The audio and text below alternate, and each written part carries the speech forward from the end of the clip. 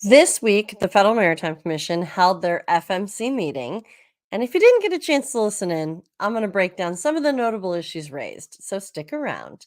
Hi, welcome to By Land and By Sea, an attorney breaking down the week in supply chain, presented by the Maritime Professor, me. I'm Lauren Began, founder of the Maritime Professor and Squall Strategies, and I'm your favorite maritime attorney. Join me every week as we walk through both ocean transport and surface transport topics in the wild world of supply chain. As always, the guidance here is general and for educational purposes only. It should not be construed to be legal advice, and there is no attorney-client privilege created by this video or this podcast. If you need an attorney, contact an attorney. So before we get into the discussion of the day, let's go through my top 3 stories of the week. All right, story number 1.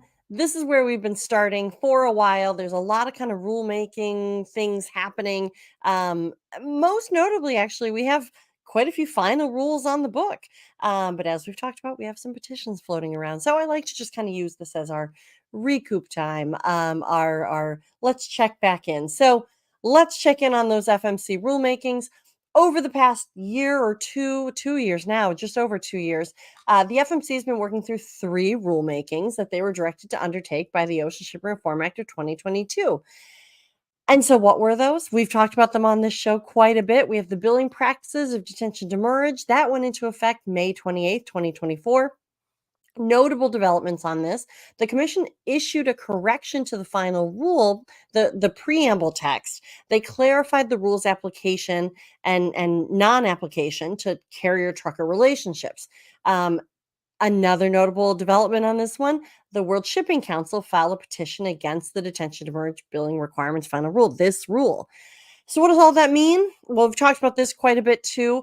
May 28th was the rule's effective date, right? There was no word otherwise. The entire rule went into effect May 28th. What could still happen? This could somehow be modified.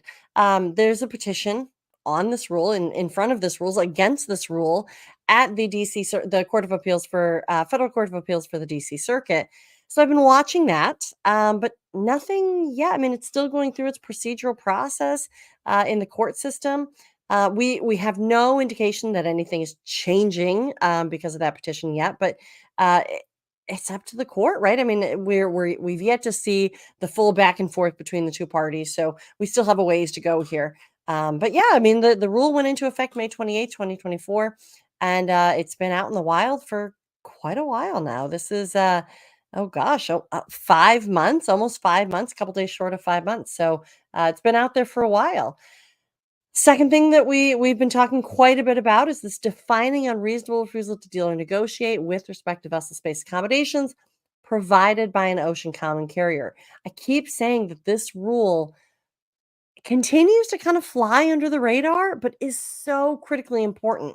Anytime you're defining reasonable or unreasonable, that's a tough spot, right? That's a tough thing. We went over this rule in a little bit more detail and some of the concerns that I have with the application of this rule a few weeks ago for one of my episodes. Go back and check that out.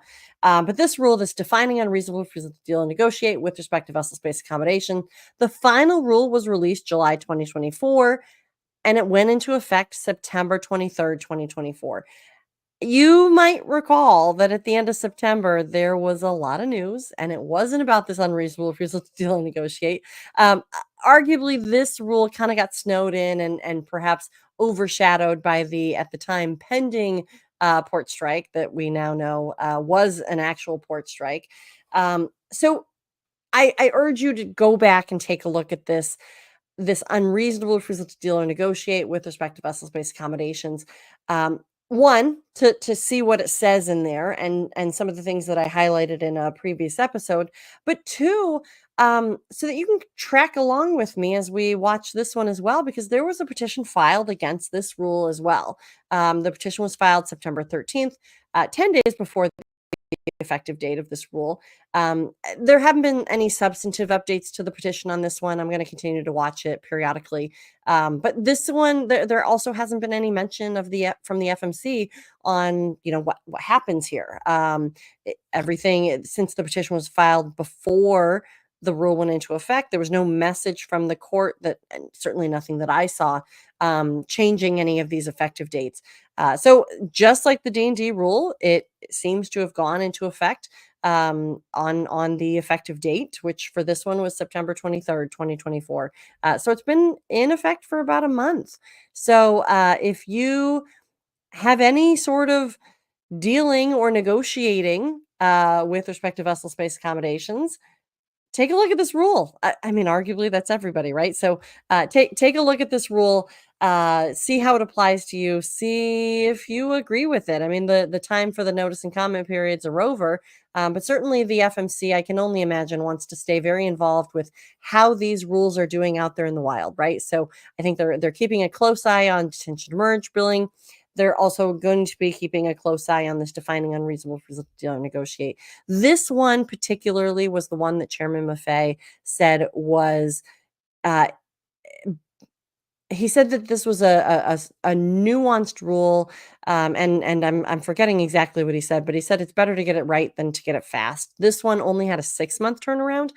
Turns out that it ended up being 2 years for the full final rule to come out, but 6 months I think was woefully too short for what Congress was trying to get the FMC to do here on this unreasonable refusal to deal and negotiate. I think I applaud the full commission for taking a little bit longer on this one, because it is tricky, and I think we see that in the language that they ultimately came out with. Even some of the language that remained in that final rule is tricky, right? And I talked about that further in the past episode where we talked about this rule, but take a look at it. My point is, take a look at it. We also still have that defining unfair, unjust, or discriminatory methods. I think that this got folded into that defining unreasonable refusal to deal and negotiate, because they do talk about unfair, unjust, and discriminatory methods a little bit there. There was talk that they wanted to expand this in its own standalone rule, despite some of it getting folded into the unreasonable refusal to deal and negotiate. We'll see if that still happens, right? That might be on the 2025 docket. But speaking of the 2025 docket, we already have an announcement from the FMC saying that they are going to be adding charge complaints, the formal adjudicatory process, because we'll talk about this in a little bit. But as you know, charge complaints was a creation of Congress under the Ocean Shipping Reform Act that went into effect, but really it just had an interim process. It was effective upon signing June 16th, 2022. So they didn't really have a lot of time to understand what it meant, what they were supposed to do. So they kind of put together this interim process, have been taking notes along the way of doing the charge complaints process at the FMC. And now what we're seeing is that in 2025, they are committing to creating a rulemaking process, which is what they were always supposed to do. They were directed to do that. But I mean, you can't instantly do a rulemaking. So they had to have some interim process. So we'll see that in 2025. All right, story number 2. As mentioned, I wanted to come back to the petition filed against the final detention to merge rule. And so I don't want to get too far into this because I think we will probably cover this in its own episode. It's certainly worthy of that. Plus, I always like to be fully fair to any of these filings, because all we have right now is one side. We don't have the full docket. We don't have the response. We don't have any of that. All we have, which is still interesting, was the petitioner, the World Shipping Council, filed their opening brief. They filed their opening brief on October 16th, and in there they outlined some of the arguments presented since they did initiate the matter and they did file the petition. Like I said, I'm likely going to go into this in much more detail during a future episode when we have kind of the full scope of the conversation. But I did want to highlight some of those arguments presented because I think it's important to see what they were basing the petition on, right? I mean, we want to know. There was a little bit of messaging when they filed this petition, when the World Shipping Council filed this petition. But still, it's always important to kind of see it fully fleshed out in a filing before the court. And I want to just note too the unreasonable refusal to deal or negotiate, that second rule that has a petition. We didn't really get a lot of messaging around what the petition was specifically about. I think for the D&D rule, we did. We learned a little bit more about motor carrier, kind of trucker and ocean carrier relationship and that direct contractual relationship. There were some comments. There was a posting that happened on the World Shipping Council right around the same time that the petition was filed. So we got a little bit of info on what the petition claim was based on. With the unreasonable refusal to deal and negotiate, we really didn't get that same public facing messaging. So I'm really interested to see what comes out there. But as we know, this has been a few months now, more than a few months. So it might be a few more months until we get any clarity on the petition and the rationale and issues presented for the unreasonable refusal to deal and negotiate. But what I'm talking about right now is the detention and demurrage petition that the World Shipping Council filed against the D&D final rules. So the issues presented for review, again, not going into the details. I'm going to read these verbatim, break them down a little bit, but read these verbatim so that you know exactly what's in this petition in the issues presented for review. So one, they say whether the final rule is contrary to the Ocean Shipping Reform Act because the commission exceeded Congress's limited grant of authority to initiate a rulemaking that quote shall only seek to further clarify reasonable rules and practices related to the assessment of detention demurrage charges to address the issues identified in, and then they bracket it, the FMC's 2020 interpretive rule or successor rule, including this is still part of the quote, including a determination of which parties may be appropriately billed for any demurrage, detention, or other similar per container charges. So that was a quote saying that that's what Congress was directing the FMC to do. And then continuing on with the issues presented, when this is what they're arguing, when the final rule in fact departed from the principles found in the 2020 interpretive rule. So all that's saying that they are claiming that the FMC expanded their limited grant of authority to initiate the rulemaking. They were only supposed to seek to further clarify reasonable rules and practices related to the assessment of D&D charges to address the issues identified in the interpretive rule.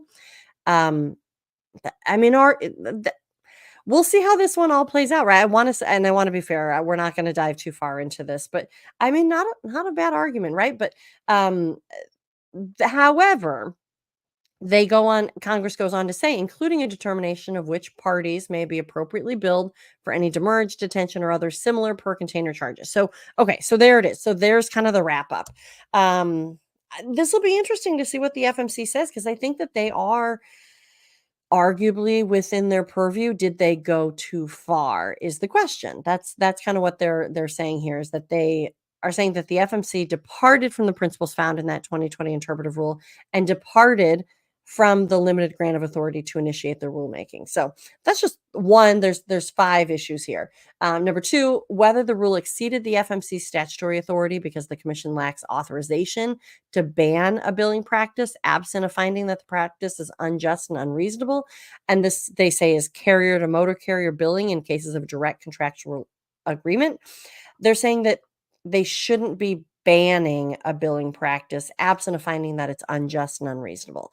And I think what we're going to see is that they didn't fully explain why they were banning that, right? So issue number 3 here, whether the rule is arbitrary and capricious because it departs from the commission's interpretive principle, which dictates that the reasonableness of D&D, demurrage and detention charges, depends on the extent to which they are serving their intended primary purpose as financial incentives to promote freight fluidity and fails to articulate a reasoned explanation for doing so.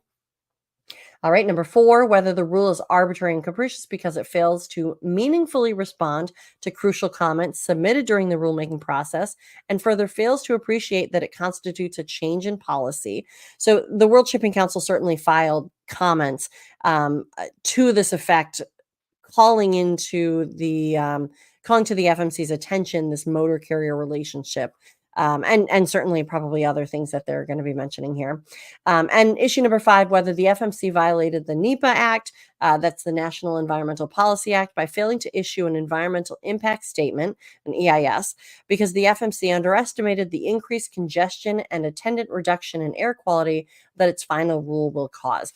Recall that the World Shipping Council did challenge the environmental and NEPA and EIS during the final rulemaking process, and so we'll see. That I just wanted to give you a snapshot glimpse of what the petition said, but like I said, I want to do full justice and be appropriately fair for all petitions, right? And so I want to wait till the FMC responds, but just so you know, that's what's out there. All right. Well, story number three. So story number three. Last week, I was at the Massachusetts Maritime Academy on behalf of the Mariners House, which is, if you're not familiar, it's located in Boston's North End. It's a great service. And as part of that meeting, we were graciously given a tour of campus, the Mass Maritime Academy, including an interactive observation of the Maersk McKinney Moeller's ship's bridge. I posted a video of what it looks like on LinkedIn. It got such great engagement, but it is just such a cool video. It's a video of passing a Virgin Cruises ship. I think it was the Scarlet Lady, but it was from a ship's bridge, and I think our simulation vessel was I think a Coast Guard, smaller enforcement vessel or something. But it really felt like we were right next to this large cruise ship going through. It's a 360 screen, and like totally 360. Even the door that you walk into the simulation area seems to disappear as you're in this room. So, as it's explained on the Mass Maritime Academy's website, our full mission bridge simulator creates a mathematical model of a ship that behaves like its real life counterpart. Cadets work together with classmates and experienced licensed mariners to learn specialized skills and teamwork to prepare for situations they will encounter in commercial shipping and navigation. Some of these situations include undocking a tanker in Japan, transiting the Straits of Gibraltar in heavy traffic, handling a ship in heavy weather, and returning to our own home port in Buzzards Bay. The goal is to give cadets the skills they need to function as an effective bridge team member. I'm telling you, that is accurate, but I wish it captured the wow factor, right? It is so cool. I even found myself swaying with the movement of the vessel as I'm in this simulation, even though the ground beneath you is not moving at all. It's just the 360 screen. But I found myself like, if I were in there all day, I probably might have been like, when you get sore after being out on the water all day, because you're swaying so much, I think that I probably would have felt that, because even though the ground beneath me was not moving at all, that larger than life 360 screen was moving, and it felt like the vessel beneath me was moving. It was so wild. And what a valuable tool for cadets to use in learning real life applications of vessel handling. I am still jazzed about it. It was 2 weeks ago, almost a week and a half ago, that I went and did that simulation, and man, it's cool. If you ever get an opportunity to do that, go check it out, because it's so cool. All right, well, let's get into the meat and potatoes of the day here. We're going to be covering, so the FMC this week had their commission hearing. It was October 22nd, so it was 3 days ago, I guess. So they had two portions of the meeting, and they typically do this. They have a portion that's open to the public, which they had update on enforcement.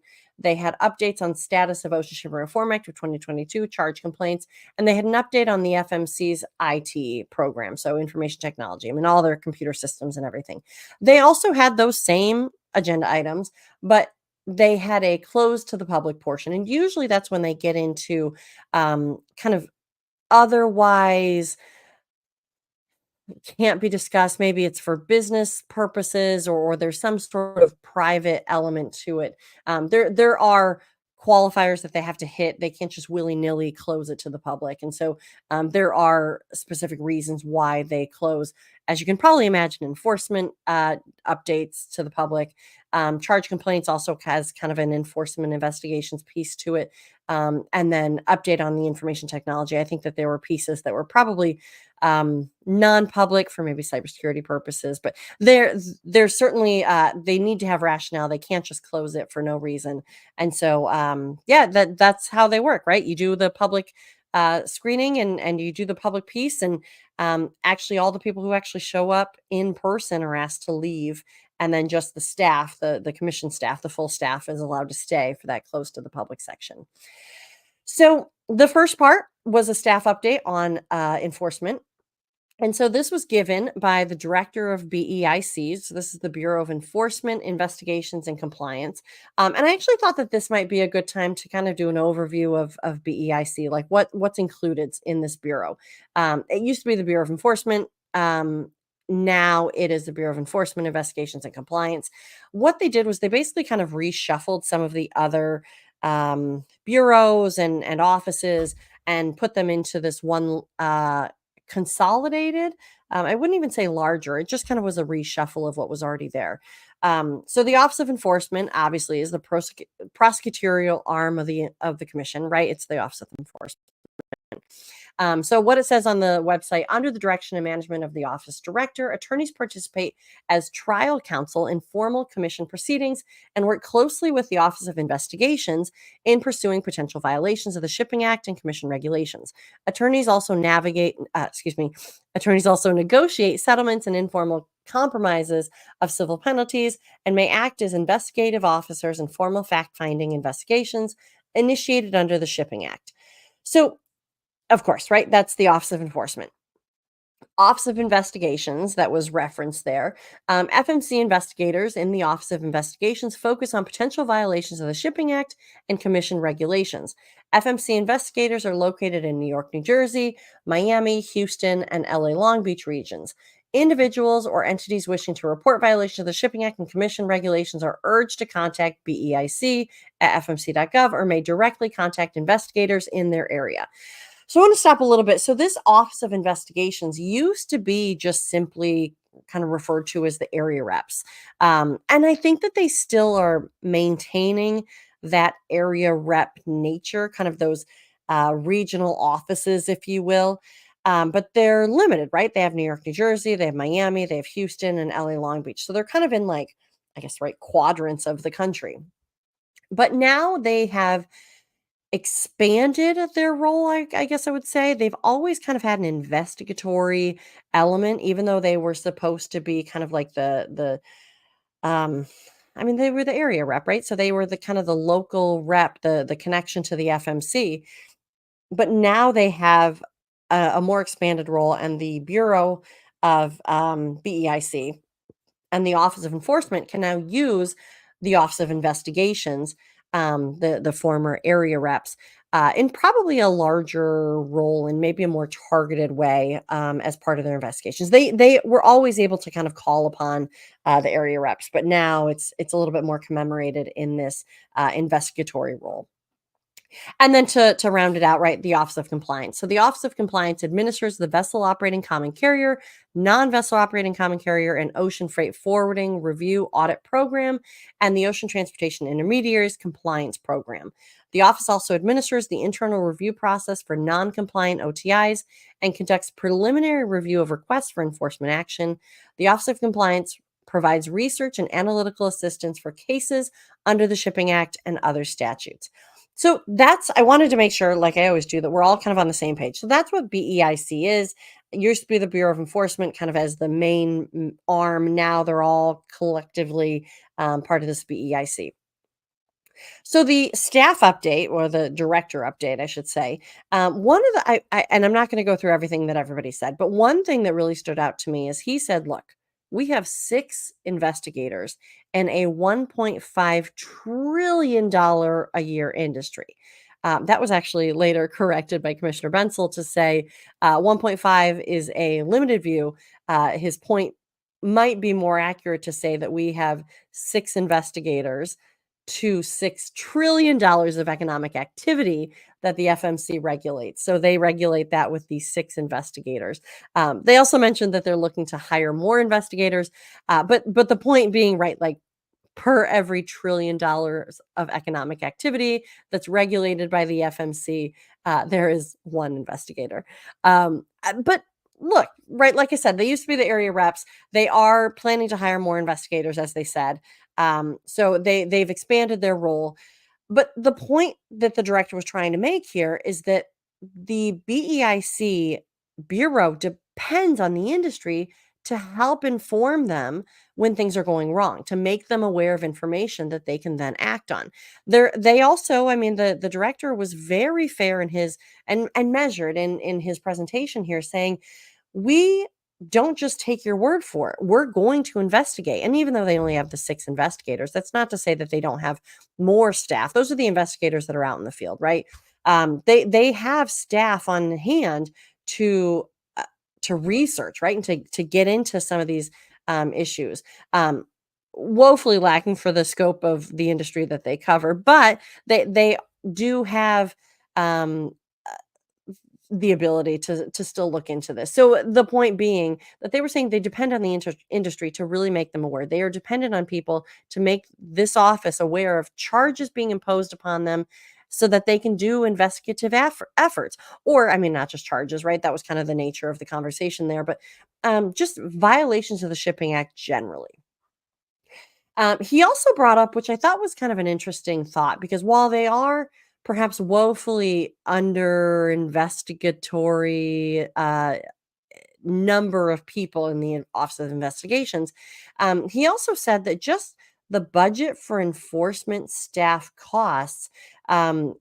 He mentioned Albertsons and the merger case, and it was actually a 3-week trial. And he said not only does the FMC not have the line item budget for enforcement staff to kind of do all the work that's associated with a trial of that magnitude, but the FMC itself, even the commissioners, don't have the bandwidth to host a 3-week trial. It would just be a significant run on resources. That we've talked about this many times, that the FMC runs a pretty lean operation with only 120, 130, maybe upwards of 150 employees total. And so, I mean, even that 150 employees to a $6 trillion economic activity industry is a wild comparison. So I thought that that was a really interesting discussion and presentation. During the Q&A, so there's always usually a Q&A opportunity for the commissioners to kind of respond and ask questions.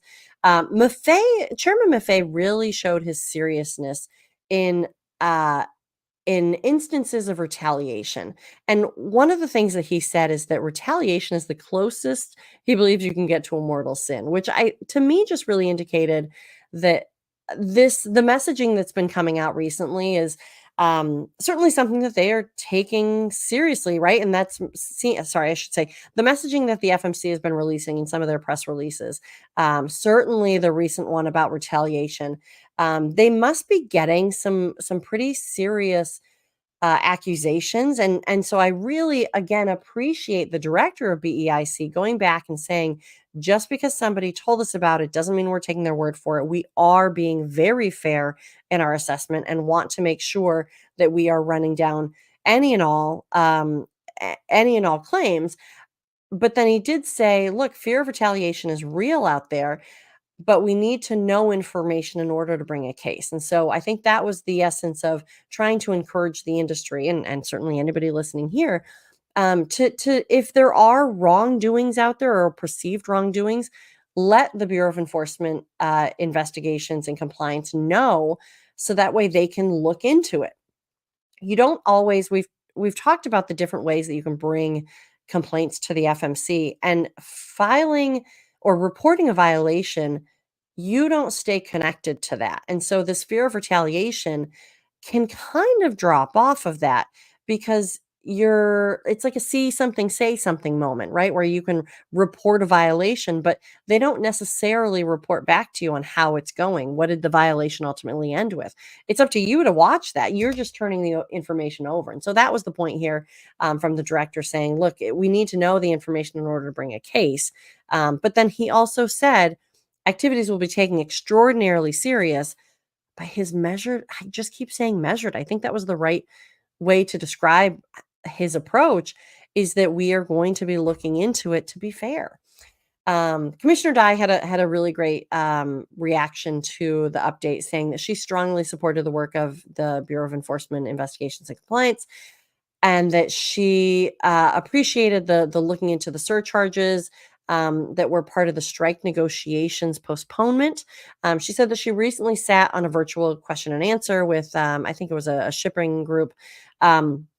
And she said that the industry is concerned about whether or not surcharges that have been suspended because of the interim agreement, whether they can be re-implemented. And a further question on that is, does the 30-day period still apply? And then she goes on to say the industry is concerned about, at least from her Q&A that she was on, the virtual Q&A, she said, does this still apply to cargo already on the water? And I think that that's a really interesting question, because on the one hand, there's an argument to be made that surcharges are part of the overall commercial process, and that you can be a consumer and your approach to dealing with ocean carriers, and so if you don't like one approach, you can go to the next. But that if the cargo's already on the water, is an interesting thing, because it removes that ability to be discerning, right, or make that decision, which then kind of goes back to this: does the 30-day period still apply if it's been presented, suspended, and then re-implemented? She also brought up force majeure, if it's appropriate under the circumstances, and saying that that was one of the questions on the Q&A too. This was in response to the enforcement office's presentation, but not necessarily questions for him. I think that this was more directed toward perhaps the chairman and the rest of the commissioners, saying, look, this might be something that's worthy of tackling sooner rather than later. And she actually went on to say, Commissioner Dye went on to say, that she encourages a public statement on this as soon as possible, because the industry is concerned. So I think that it'll be an interesting thing to see how they present. They're going to have to make some decisions, I guess I would say, on or interpretive decisions on how 30-day periods work, and if a charge has been presented. And I haven't looked into it to kind of look at it myself, but interesting question, right? Interesting question. Chairman Maffei went on to, all the commissioners went on to talk about the enforcement sector here, but Maffei also said that enforcement was a top priority since he became chairman for him. And on enforcement matters, this was an interesting thing that he said. On enforcement matters, he said, this is one of the most united commissions probably in the history of the Federal Maritime Commission. And then he said, if not federal commissions as a whole. So all that to say, enforcement is a big thing for all of the commissioners, but I want to stop on this, because wasn't I just talking about how it seemed like the language coming out of the commission was getting a little more pointed, right? I guess usually there's at least one who wants to walk back super strong language. And it's usually, I'm right, for a whole host of different reasons why you might want to tone down super strong language, especially coming out of an agency. But it seems as a whole, the full cadre of FMC commissioners are taking their mandate to protect U.S. importers and exporters very seriously, as they should, right? And seeking to ensure that they do just that, right? Protect. However, I think it remains to be seen if they're being, I want to be cautious with how I say this, right? But I think it remains to be seen if they're being entirely fair. And I really want to be careful, because I'm not necessarily suggesting that they're not being fair. That's not necessarily what I'm saying here. I'm just saying that it remains to be seen if they're being fair to the entire ecosystem of the supply chain, right? I mean, yes, I agree that shippers have had some rough punches the past few years, right? Certainly since COVID congestion, but we also can't entirely vilify the ocean carriers' role in the ecosystem. Look, they're faced with their own challenges, and I'm not necessarily trying to protect them either. I think that it's important to look at the whole spectrum, right? Ocean carriers are faced with their own challenges, not least of which are purely operational. They have droughts in the Panama Canal that limited the transits of the Panama Canal, major route. And then they had violence in the Red Sea, which then also has pretty much curtailed the ability to go through the Red Sea. And then on top of that, we really don't talk about this much, but there's increased environmental regulatory requirements, which is not a statement on whether they should or should not be in place, but rather looking at it from a purely operational standpoint, it just means that it might contribute to the costs associated with running vessels generally. All of these contributing factors cost money. And look, I know it's talk about ocean carriers not having a lot of money is such a wild thing right now because we are in such a strange period of time. But I keep saying nobody was more surprised than the ocean carriers at the time, right? And look, it was for a long time, it was thought that this industry was too big to fail. But then we saw the bankruptcy of a major ocean carrier company, Hanjin. They were number 7 in the world at the time. And I think that the ocean carriers need to be careful too, and they saw that as kind of a cautionary tale. Look, as less ocean carriers serving the industry certainly could mean less capacity. And if there's less capacity, as we know, rates go up, right? So look, yes, ocean carriers have enjoyed some nice profits in recent years, but I cannot say this more. I've said it a million times already. Nobody was more surprised than that by the ocean carriers themselves. Those extreme profits were, I mean, truly an anomaly.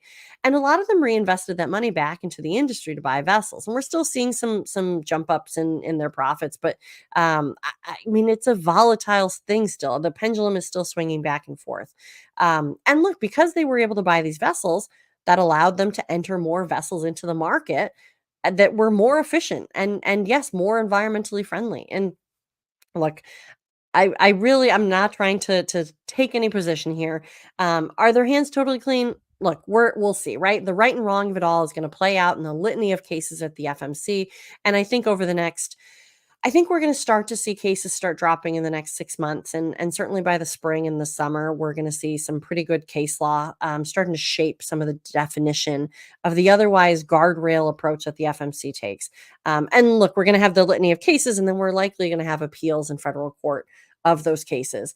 Um, but all of that has already begun, right? Further shaping the regulatory framework and its interpretation. But all I'm saying is we just need to be careful casting broad brushstrokes here, right? And I mean, maybe why I'm saying that is also because of the recent and ongoing ILA US Maritime Alliance discussions on that new master contract. The messaging quickly went from an oversimplified US workforce versus foreign companies. And as we all know, it's not that simple, right? It would be inappropriate to forget that US based ports and terminals were also caught in it, right? I mean, they were part of the whole process and part of the whole discussion here, but they weren't part of the messaging of those being affected. And the ILA workers are not the only workers attached to a port or terminal. There are plenty of non ILA US port workers that, given a long term strike, would undoubtedly suffer as well, not to mention the hardworking drayage providers. The truckers that move the goods to and from the port that through the years have had to endure exceedingly long wait times, and most don't get paid by the hour, by the way.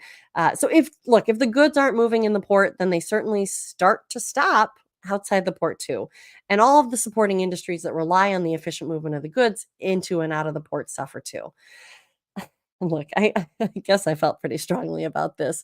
But this isn't a comment on the individual subtext throughout this, right? Throughout this entire soapbox, but rather a comment that nothing in this industry is black and white. And I think we're all working towards solutions that ultimately move the industry in a positive direction that includes moving cargo faster and more efficiently because it impacts everybody, including the end consumer, perhaps especially the end consumer, right? And fairness is the name of the game, ensuring that the FMC, while perhaps hawkish on enforcement these days, is still ensuring fairness and neutrality in its approach to conflicts That's important.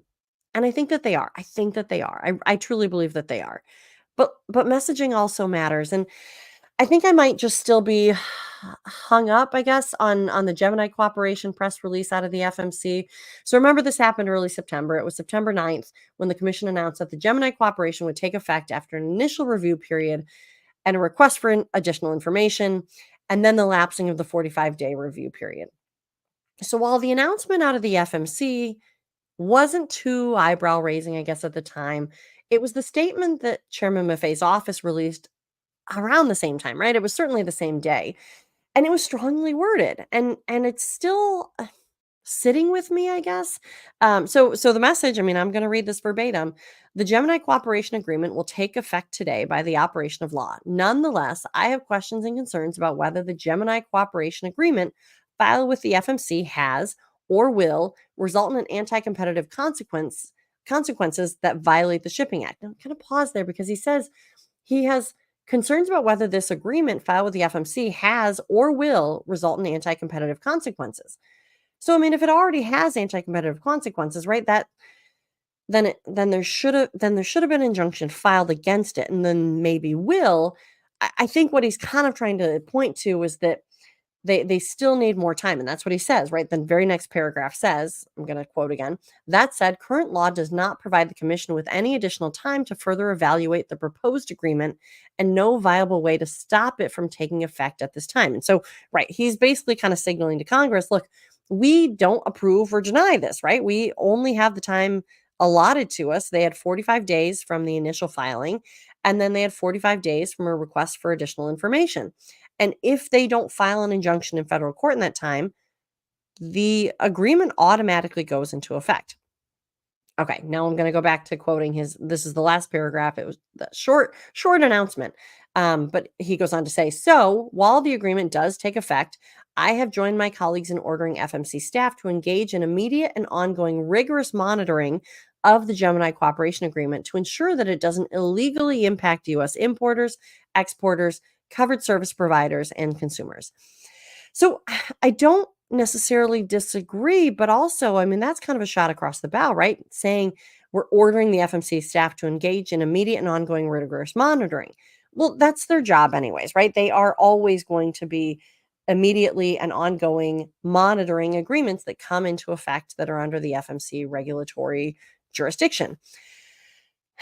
But I, I, right? Do you see what I mean? Like, it's not totally sitting well, and I think it's just because it is the office of the chairman, and certainly there is a qualifier at the bottom that says of the announcement, like, this is just my opinion. This does not reflect on the whole commission, but it is still the office of the chairman, and they're saying, I mean, look, reading this, if Gemini cooperation has nothing to be afraid of, and they're not doing anything wrong, okay, cool. I mean, like, they weren't stopped, right? There was no injunction filed against it. It wasn't signaled to have anti-competitive effect, and so it wasn't, like I said, stopped. But the messaging, right? The messaging is certainly stronger than we've seen in a while, and like I said, I think that this was also a jab at the limited authority that the FMC has to stop these agreements from entering into force, right? Because the FMC can't approve or deny agreements. We've talked about that before on here. They can't approve or deny agreements. So if an agreement is filed with the FMC, they don't get a stamp of approval, and they don't have the ability to stop it in-house. Rather, they have to file an injunction in federal court to stop it. They have to file a complaint, a case, an injunction in court to stop it, and complete with their rationale, right? Like all the things that are associated with filing a case.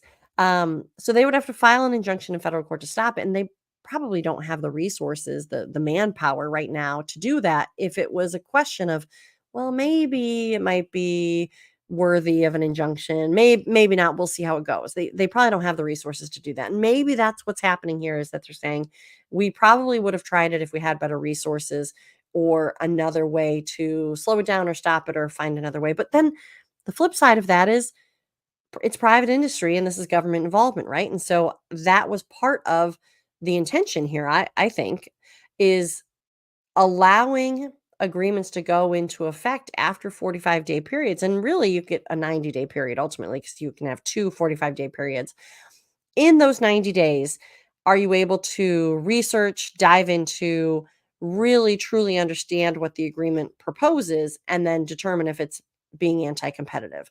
Um, and if there isn't any good findings, then you allow it to go into effect, because at any point you can stop it, right? If it is deemed to be anti-competitive. Um, I don't we were just gonna report about the hearing today. Look, I guess I'll step off my soapbox for now.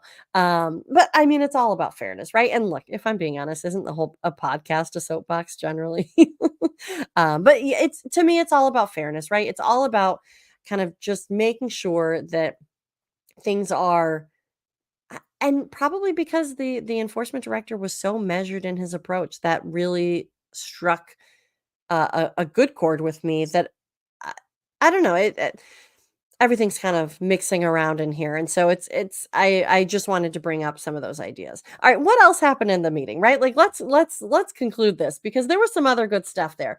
There was an update from the acting deputy director of Bureau of Enforcement Investigations and Compliance on charge complaints process, and from the numbers, because the numbers are always interesting when they come out with this. So from when charge complaints started, June 16, 2022, through September 30th, 2024, so the end of last month, they had 602 submissions received. They had 300 assigned for investigation, and then they had 208 voluntarily resolved by refund or waiver of charge. They had 41 that had no evidence of a violation, and they had 29 that were closed for either no invoice, not appropriate for charge complaints, a duplicate email, or closed per the complainant request, or perhaps not enough information by the complainant.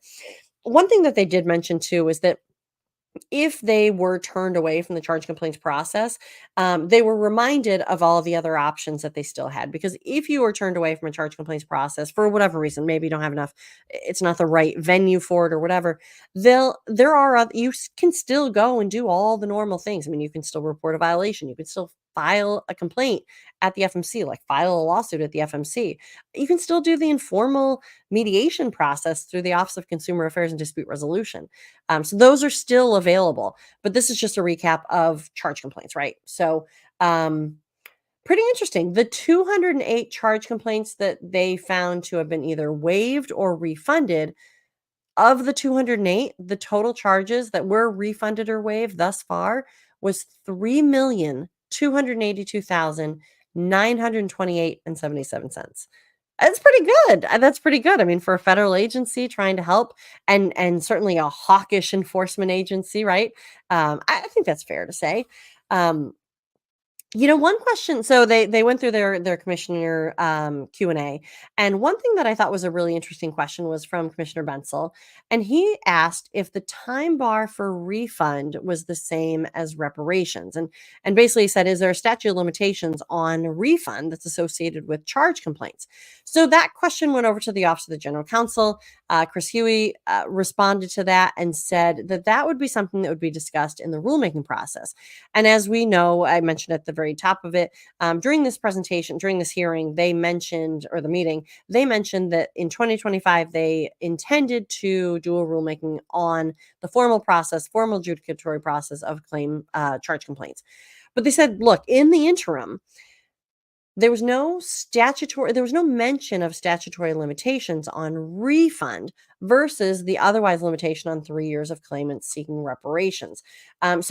Essentially, Chris Huey, the general counsel, said this is a tricky question of statutory interpretation. So we kind of methodically went through, but also know that this is going to be more fully discussed, it sounds like, in the rulemaking. But he said, look, is there statute of limitation on charge complaints? He said 40301 has a statute of limitations in order to seek reparations. And so it's limited to reparations. And so he said that it was important to distinguish that they'll need so excuse me, and let me just pull my thoughts together here. 3-year statute of limitations on reparations. If you're just seeking a commission finding and you're not seeking reparations, there's no statute of limitations on that. But then in 41310, which was created under OSRA 22, so Ocean Ship Reporting Act of 2022, It says there does not seem to be similar language about a period of time on which a shipper can seek a refund. And he says it's notable. He said, with that distinction in mind, it's refund versus reparations. He said, with that distinction in mind, in the absence of any period stated in that section, it may be that there is no time bar for bringing a claim under the charge complaints process for a refund. But that's going to be something that the agency will have to explore in the rulemaking process. So, all that to kind of shorthand say, reparations under the statute has a 3-year term limit or statute of limitations limit. He's saying that that's reparations, but refund, which is a different term, is used in OSRA 22 in the charge complaints section. And that's a different word, obviously, than reparations.